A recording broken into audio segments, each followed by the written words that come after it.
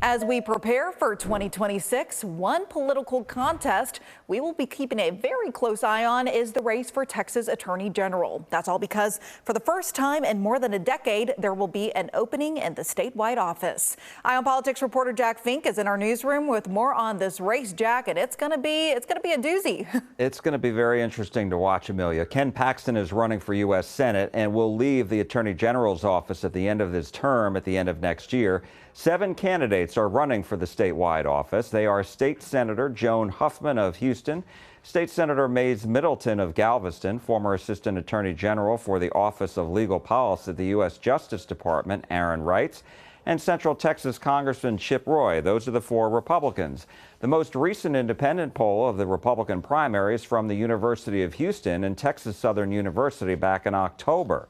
It showed Roy with a big lead at 40%, followed by Huffman with 12%, Reitz at 8%, and Middleton at 3%.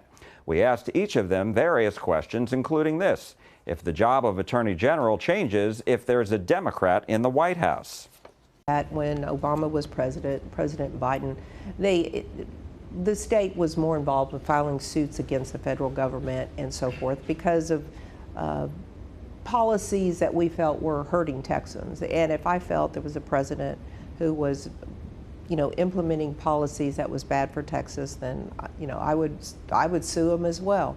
And no matter who's the president, if things can happen that still Texans need to be protected from, that would be my job.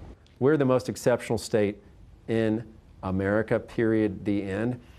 And that changes a lot depending on who's in the White House. And the 10th Amendment is one of the most important tools in that. That's states' rights.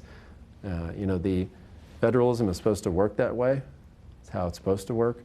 And we need to make sure that we devote every resource and tool in the AG's office. If we have a bad liberal Democrat president that is attacking our state. What Texas wants, what Texas needs, is to have a state attorney general who is going to oppose the efforts and the agenda of a far left-wing Democratic administration, which we know from experience under both Obama and Biden is going to do everything possible to turn Texas into something that it's not. And so you need somebody in this race who is prepared to litigate against a hostile Democratic administration in 2028. That is more true from my perspective if you have a president like Joe Biden. We obviously have wildly different views.